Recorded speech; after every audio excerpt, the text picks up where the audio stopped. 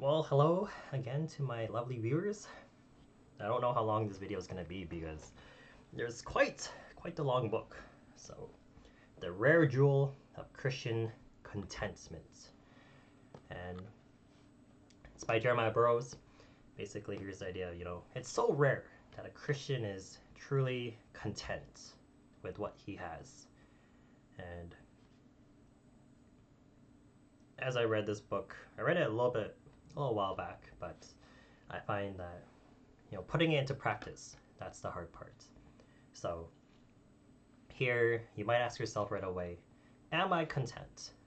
And if you say yes, I fear for you, because I think the Lord will show you that you are not truly content with what you have. And in one sense, really, are you truly content in just God alone? So The Rare Jewel of Christian Contentment, Jeremiah Burroughs, he's a great author. He's highly praised, I think. Even in intro, there's talking about how charitable that Jeremiah Burroughs is. So he writes in a very good fashion, a lot of illustrations, and very kind, but clear. So if I could show you his table of contents, it's actually almost like this is how my treatise is. So it's multiple pages. So do not be alarmed that's multiple pages. But it sort of covers, here. So what, first of all, is Christian contentment? And then the details within there. Then, what about the mystery of contentment? And as I say that, I sneeze. So, the mystery of contentment. So, Christian is content, yet unsatisfied. What does that mean? And then how does a Christian even come to contentment? Because there's some odd things, right? There's subtraction, then there's addition, adding a burden, by understanding affliction, and then purging out from what is within. Then here, continued, the mystery of contentment. How does a Christian remain content? How does he get through it all? And then the conclusion part of it, conclusion of that. Then how does Christ teach contentment? Self-denial, the vanity of the world, vanity of the creature. Then again, conclusion, how Christ teaches contentment. And then he goes, as all Puritans do, the excellency of this truth, the excellence of contentment. So once you are content, how does that make you better fit for service? How does that help you live the Christian life? And then after that he follows it with the evils of a murmuring spirit plus a conclusion. So murmuring in the Bible, why is that such a bad thing? And again, aggravations for the sin of murmuring. And it continues on. Then also, maybe you've read all this. Then what's your excuse for having a discontented heart? Why does a Christian say that they're discontent, or that they, as they suffer, they have reason to be discontent or to not be content with God? And then there he follows it up with, how then do you attain contentment? And then conclusion. And then towards the end, I guess it was 2 chapters. I remember the end was 2 chapters on how do you actually attain contentment. A little bit short relative to the whole book, but he does explain, this is what contentment is. This is how you attain it. Well, before that, this is what contentment is. The doctrine. These are some of the objections, and now here at the end, this is how you obtain it. And there, you can understand that it's not an easy task. You have to labor to be spiritually minded. All these things you have to labor. That's how someone becomes content. So there's a lot to cover in this book. I'm hoping not to make like a 2-hour long video or anything. I'm even hoping to avoid making like a 1 hour. So I'm gonna keep the content relatively short. I guess actually, to go to the first points. First of all, what does Jeremiah Burroughs even say is Christian contentment? So he offers this definition over here. Christian contentment is that sweet, inward, quiet, gracious frame of spirit, which freely submits to and delights in God's wise and fatherly disposal in every condition. And in the sections following that, he covers each point. So what does it mean, sweet? You can see right there, sweet inward thing. What does it mean to have that sweet and inward heart thing? What does it mean to have a quiet and gracious frame of spirit in your heart? One that freely submits to God's will. Really to God's wise and fatherly disposal in every condition. So that's the basic definition of contentment that he offers. And one of his good points was on sort of the mystery of contentment. It's, what does it mean when a Christian is content yet unsatisfied? Because that's almost like a paradox there. If you're content, then you should not be dissatisfied. But his point there is that, if a Christian, if he has that gracious frame of heart, one that submits to God's will, then he's content with just God alone, basically. His joy, his contentment is not in any created thing, but it's in God alone. And if that is true, then he's content in the sense that if God gives him just bread and water, you might imagine, just a little bread crust, a little cup of water, that's all he needs to be content. He receives his basic needs from God. His joy is in God first and foremost. But then you'll ask, why then is he unsatisfied? And it's not to do with the food. It's not to do with the quality of life that he lives. But he's discontent because he can never quite have enough of God. So even if God were to give him 10,000 worlds, if you were to rule 10,000 worlds, that would not make him content. Yet it wouldn't, because it's not God. That's another created thing, right? Worlds, all earthly possessions, those are all created. But a Christian is truly content only in God. And here, this is a quote from page 35. So, a carnal heart could be satisfied if he might but have outward peace, though it is not the peace of God. Peace in a state and in his trading would satisfy him. So what he means by that very first part is a carnal heart, an unbelieving heart, is satisfied, with just the gift or the blessing.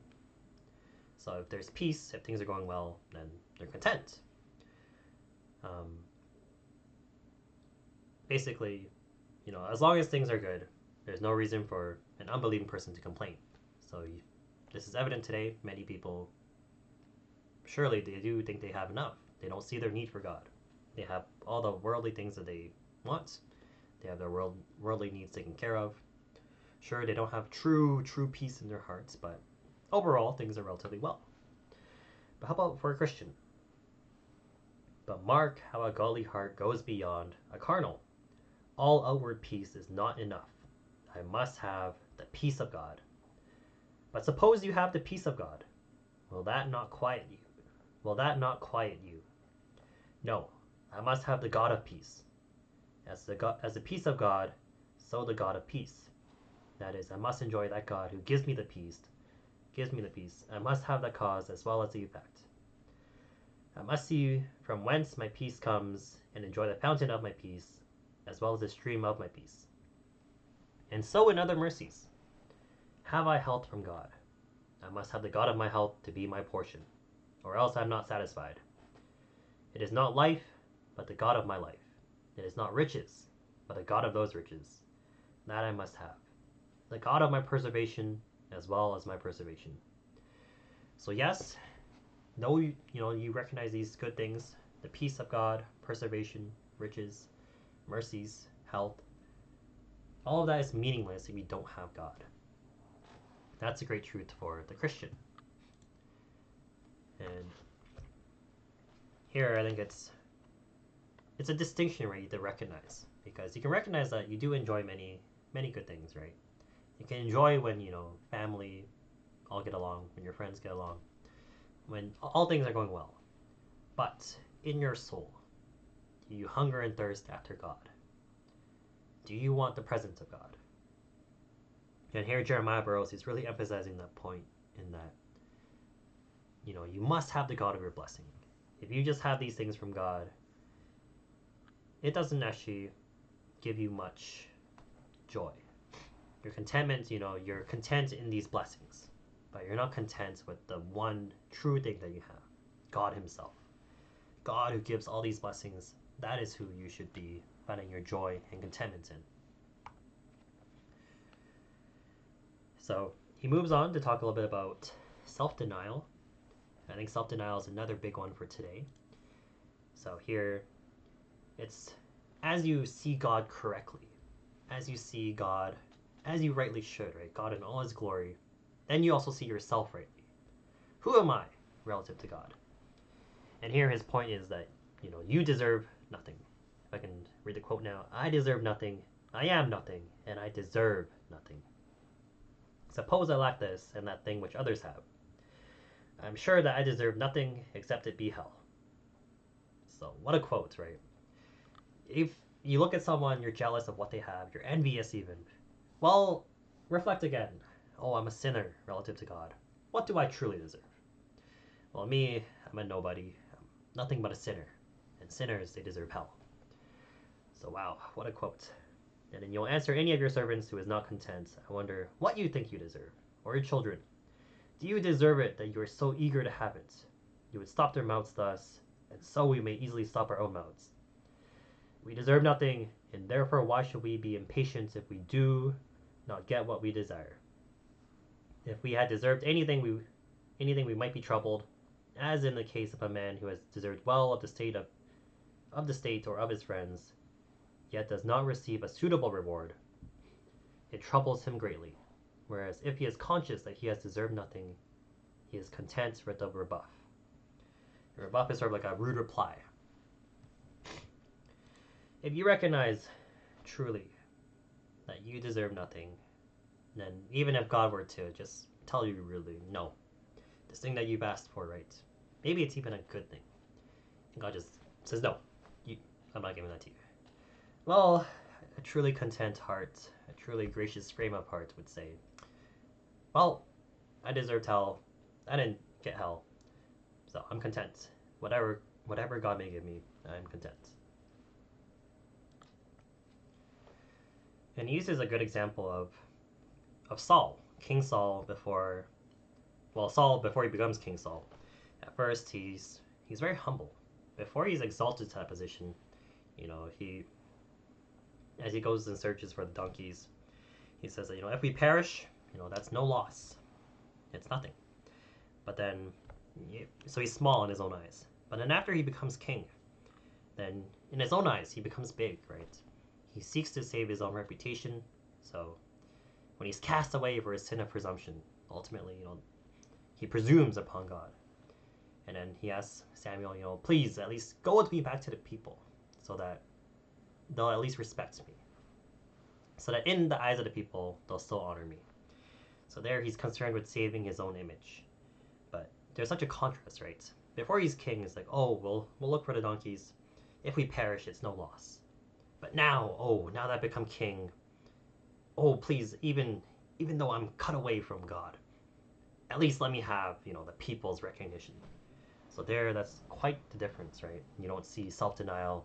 You don't see that recognition that there's that self-debasement in Saul. And likewise, for Christians today, I think, especially in the West, we find that there's just so many worldly things that we can have, so many possessions. It's hard to have that sense of self-denial now. There are so many comforts that I have, but it almost builds that idea of like entitlement. How about what I truly deserve? How about what I get? And so there, self-denial, that's one thing. And then looking also towards the vanity of the world. The world that can offer you nothing, right? So don't desire anything from the world.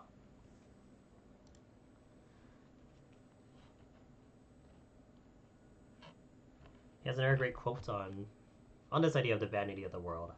And here, sorry, it's a little bit slanted, but here the consideration of the trouble that is in a prosperous condition I've many times thought of, and I cannot think of anything better to compare it with than to traveling in some open country, where round about is very fair and sandy ground, and you see a town a great way off in a valley, and you think, oh, how well situated that town is. But when you come and ride into the town, you ride through a dirty lane and through a lot of fearfully dirty holes. You could not see the dirty lane and holes when you were 2 or 3 miles off. In the same way, sometimes we look upon the prosperity of men and think, this man lives well and comfortably. But if we only knew what troubles he has in his family, in his possessions, in his dealings with men, we would not think his position so happy. A man may have a very fine new shoe, but nobody knows where it pinches him except the one who has it on. So you think certain men are happy, but they may have many troubles that you little think of. So there's the idea of if you look and see this town from far away, it might look like a beautiful town. But it's only when you're actually in the town you recognize, oh, the roads are actually poor. The roads are full of holes, they're dirty. But you couldn't see that from far off. And same with the man who wears a nice shoe. From the outside it might look very nice. But only the man knows how tight that shoe is, pinching him. That, it's actually just not comfortable. So in the same way, oftentimes we look at riches, people who are rich. Oh, we think they have no pangs. Everything is going well for someone who is rich. But as for me, right, I think, what good is it to be poor? In vain I've kept my hands clean. But we don't truly see, right? I think in the social media age, you see popularity, you see rich people. You don't actually see, their pains and their sorrows. So in the same way, if you're going to be someone who's content, don't be envious or jealous of those who have riches. You don't actually see that picture as you should. So that was a really good point, I think, because it is just so easy to be jealous and envious of others who might be further along in life, who might have more possessions. But the truly content heart, if you have God, so what about others? So what if they have all these other things, right?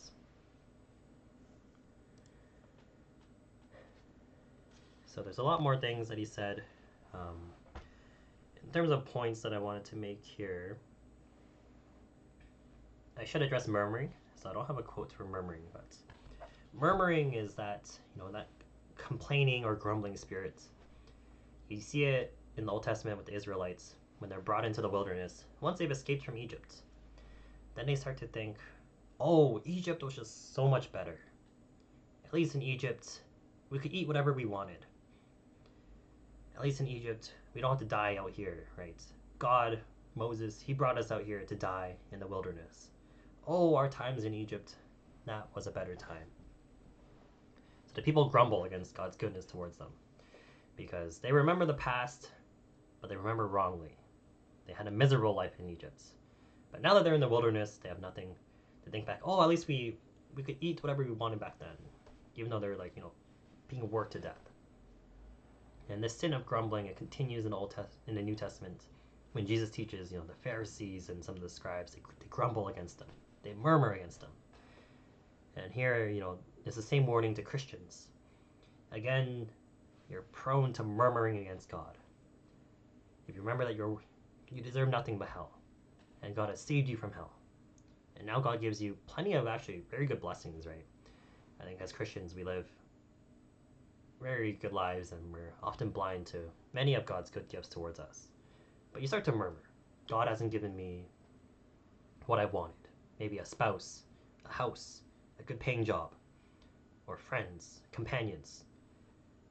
Could be a lot of good things. You start to murmur. Your heart murmurs. That's something you have to be careful of.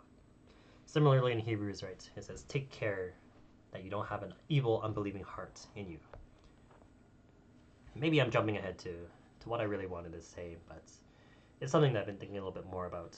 So I'll touch upon it again in depth a little bit more, but it's just, if you have a murmuring heart, really you just don't believe that God is good. You think, if I had this thing, then I would be content. But again, that's like finding your contentment in something created, something in the world. The vanity of the world, the vanity of vanity of the creature, some created thing, that's where you're finding your contentment in again, instead of in the giver, in God alone. So here, if your heart is grudging against God and is not satisfied, it's easy to murmur. Other times for murmuring, affliction. Affliction is a very common time for people to murmur and complain against God. There's that underlying question of, how can God deal with me in this way? And you probably heard me quote this example because I think a lot of the Puritans actually just quote this example of, if there's this vessel. The vessel, I sort of mean here, like a cup, right? If it's full and you hit it, it's not going to make much noise. But if it's empty and you hit it, it's going to make a loud noise. So there the analogy is, if you have a heart that is gracious, full of grace, full of God's, recognizes God's goodness.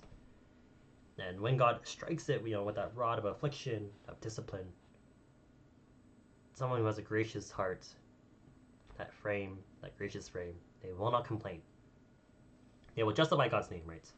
God, he's right to do what he wills.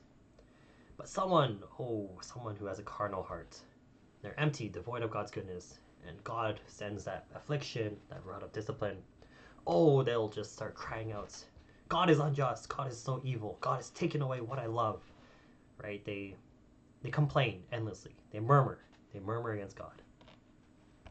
So that's a warning for Christians. If you're truly content, you must be on guard against this grudging and unbelieving heart. And I do recommend reading the book because he covers it all so in depth. Like, I can't cover possibly even, just the surface of what he's touching on here. But he talks so much about, murmuring, discontent. We're often prone to being discontent over what we don't have and what we possibly could have. So, in other words, what I'm saying is, read the book, right? These dangers of being discontent, Jeremiah, he does such a good job of explaining it in depth, helping you see it in yourself, and really, as you reflect more on yourself, your heart, your desires, you see like, I probably do want something and I expect God to give it to me. And there, that's where a little bit of a evil, unbelieving heart starts to spring up. And there you have to be careful, right? So you have to put that to death right away. Or else it's going to grow, it's going to fester into bitterness. But perhaps, maybe you are in that period of sin and affliction. Then which one do you actually want to be removed the most? And I can try to put it into words clearly, I hope. It's almost like, consequence versus cause. Which one do you want removed from you? And for the one who has a gracious heart, it's the sin. It's not so much the affliction, but it's a sin. If you've sinned and then you're receiving affliction for it, then you wish that, that I would not commit this sin anymore. Like maybe you stole something and now you're facing the consequences of stealing it. You have to repay, right? Someone can feel pain over, I have to repay what I stole plus more. But, a gracious heart almost just damns itself. Like, why did I have a heart that would steal? Why do I have this sin within me? I wish that I would be cured from this sin. So there it's having that, repentance over the sin, that remorse over the sin, not just remorse for being caught for the consequences. Here, you submit to God's hand. You don't turn again to sin. You don't turn to distractions, but you submit to God's hand. You humbly wait for him to remove that rod of affliction. And sometimes that affliction might come through the hands of men, so through another person. But here, Burroughs says, you should pity, the instrument by which it comes through. Someone might afflict you. They might do it unjustly, but you should have pity on them. God is using them to discipline you. Ultimately, it's your sin that you're most sorry over. So Don't have any enmity or hatred over how that comes about, but pity that person. And Burroughs, he uses this example of like Socrates. If, if Socrates ran into this man and this man treats him poorly, I don't know, maybe says a couple slanderous things, insults him, maybe even like hits him a bit. Socrates, he says, I have pity on that man. And people were like, why? Why do you have pity on him when he's harmed you? And Socrates says, it's because he's a diseased man. He has a disease in his soul. So if I saw someone who was diseased, right, like if I saw their skin was just full of pus or they had open wounds, scars, if I saw someone like that, wouldn't I pity them, right? Like, oh, I'm healthy, right? My skin is all healthy. But I look at this sick person, shouldn't I feel compassion and pity upon them? And likewise, there's the same idea there with the soul. This person is diseased in his soul, and I'm well enough to recognize that.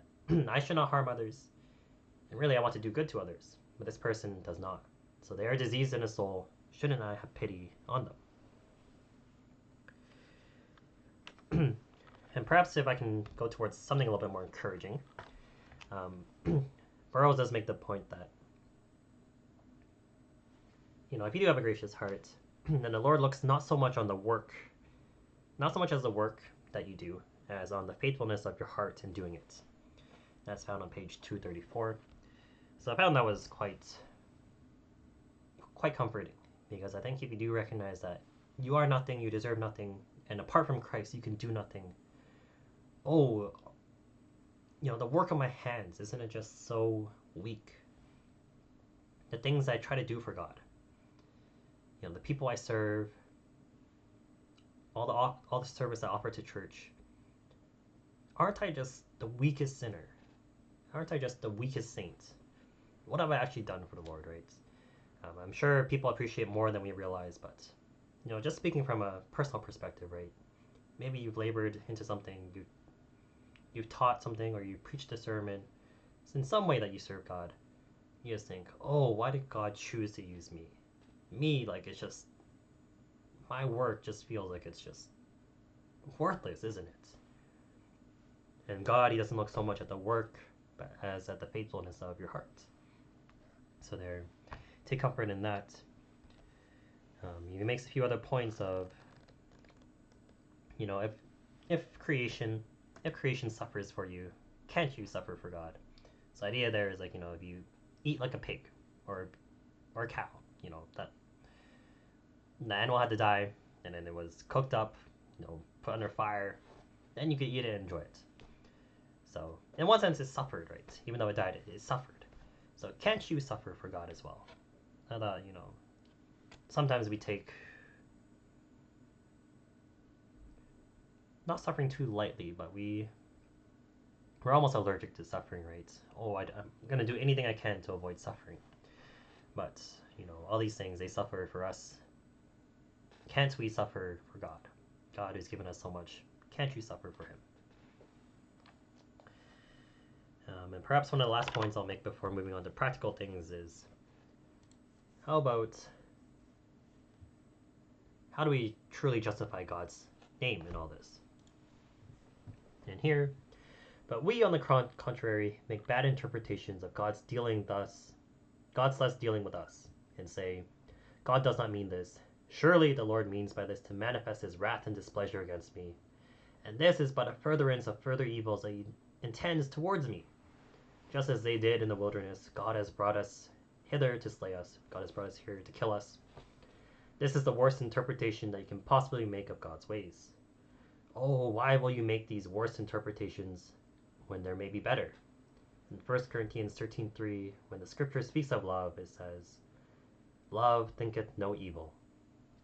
Love is of that nature that if 10 interpretations may be made of a thing, 9 of them bad and 1 good, love will take that which is good and leave the other 9.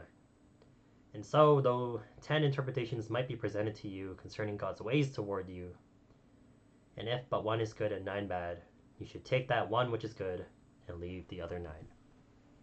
So really, there's that example again of the Israelites murmuring. God has brought us out just to kill us here in the wilderness. And that's the most wicked thing, right? How can you assume God is bad intentions for you? It's the worst interpretation of God's ways. So why pick the worst one when there are better ones that you can pick from? I think it's very human, right? It's human to, I hesitate to say, to assume the worst in others, because I'm going to do another one by Burroughs. He writes on humility. But, a humble person will think well of others, but someone who's proud. And here you can see, right, the Israelites, eventually they become stiff-necked, but there's this hint of pride, right? They know better than God, therefore they're assuming the worst out of God. Though there's, all kinds of interpretations. They don't seek to justify God's name by saying, oh, God brought us out of slavery. God brought us out of Egypt. They say, God has brought us here to die. So here, Burroughs is encouraging, Christians, love, right? If you have this love for God, as 1 Corinthians 13:3, love thinks no evil, then, your interpretations or assumptions that this affliction has come, maybe God is using this to manifest his wrath and displeasure, don't take the bad ones. Instead, you must take the good one, right? If one interpretation is good and 9 are bad, then love says, I'll take that one. And likewise, if you have a gracious frame of heart, that spirit, you'll assume the best. God, though all these afflictions have come my way, I will take the one good interpretation.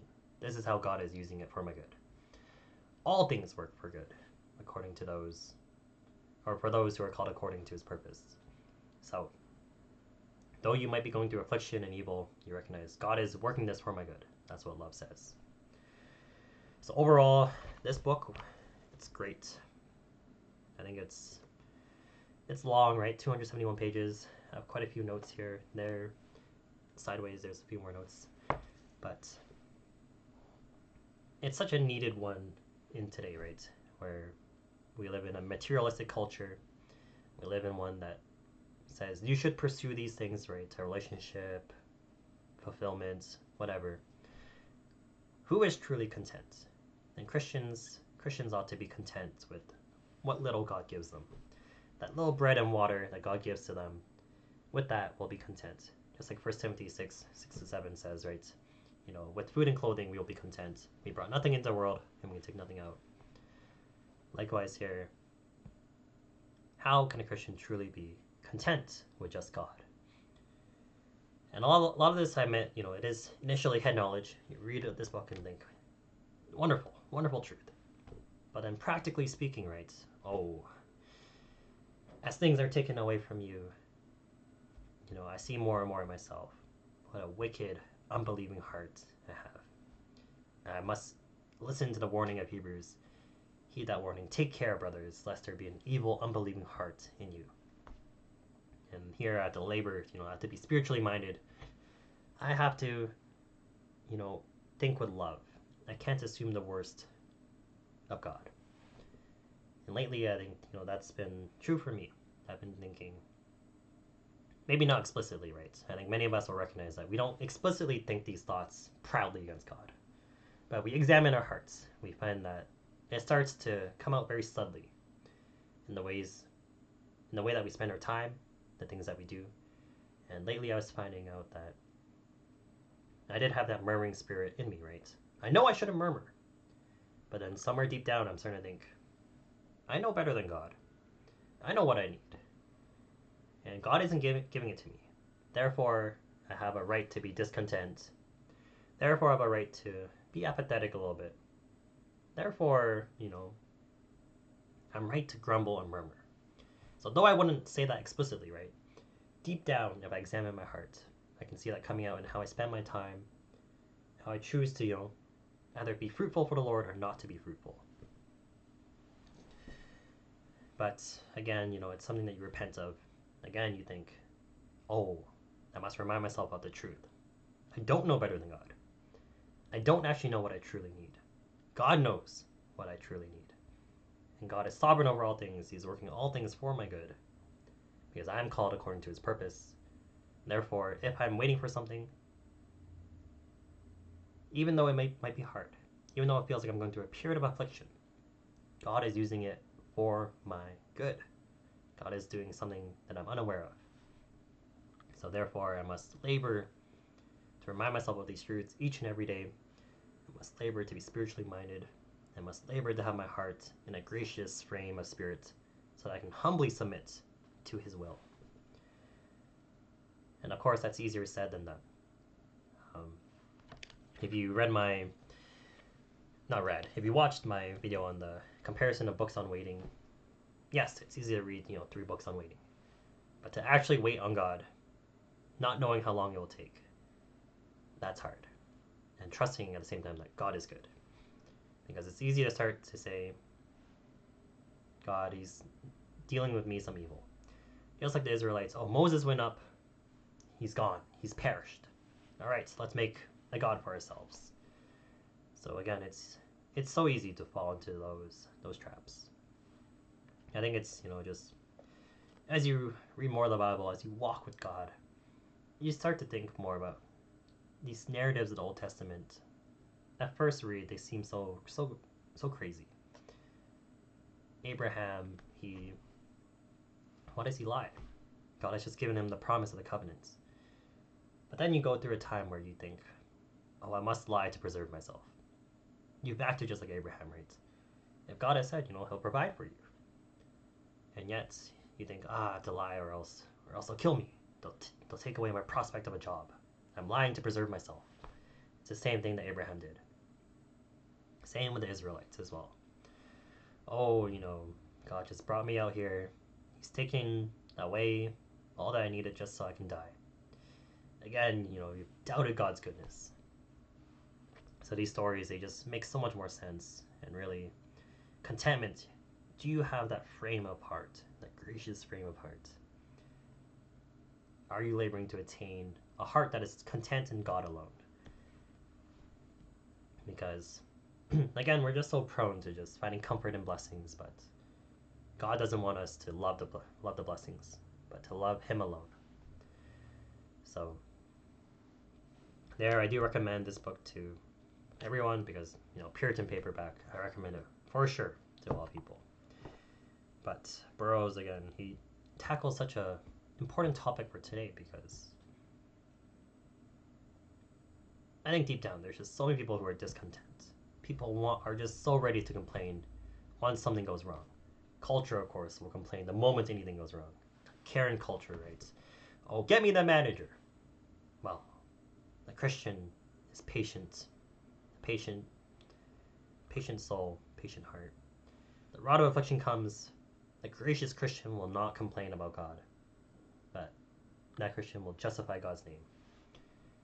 But far too often, right, we see Christians who complain, who grumble. It's just not fitting, right, for someone who has all that he needs, right? Oh, if I'm truly content with God, if I want to be where God is, then it matters not what my physical condition is. It matters not what I have and don't have. If I have God's presence with me, that is all I need. So, though I say that, I know it's harder to labor for that spirit, and I think God does use the wilderness to work us into that, to refine us into that frame of mind. God, he takes all these things away. The fires of affliction, they come, they wean us off the love of the world. Then only do you actually see that you only have God. I think in one of the last ones here, don't be inordinately taken up with the comforts of the world. It is so easy to be taken up with the comforts that the world has. But it will only lead to sorrow.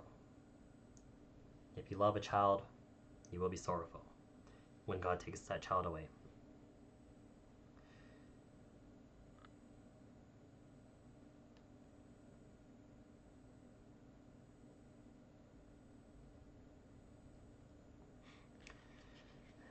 I was seeing if there's anything that was worth noting from this conclusion, but I think out of what I've spoken here, great book, right? Good self-examination. Always good to examine in ourselves. Do we have an evil, unbelieving heart? Or do we have a gracious frame of spirit in our heart that loves God for God alone? Not for anything that He can give you or make of you, right? Sometimes we think, I serve God, therefore God owes me this. God is obligated to give me this good thing. But again, you see God rightly. The only thing I deserve is hell, and God has saved me from hell. Therefore, all that God gives me is already a bonus. God is not obligated to give me anything that I think I need, anything that I think I'm entitled to. But so long as I have God alone, I will be content in Him, and I want others to see that contentment in me. That will justify God's name. So, be content, my friends. Learn to be content under God's hand, whether it's a time of blessing or a time of affliction and discipline. Contentment, there's great gain with godliness. So, I butchered the quote, I'm sorry. 1 Corinthians 6, or 1 Timothy 6, godliness with contentment is great gain. That's true for every Christian, no matter what stage of life you are. If you can be godly, I guess I'm learning, from Thomas Watson, what it means to be godly, plus contentment, that is truly great gain. The world has nothing to offer to you. If you're content, the world can give you nothing. But if you have God alone, you cannot be robbed of God. God can never be taken away from you. That's a good truth. So labor to be spiritually minded, labor to be content, labor to have God's presence in your soul, to have Christ magnified and glorified in your soul. That's my encouragement to you. So grace to you and peace. Hope to see you in the next video.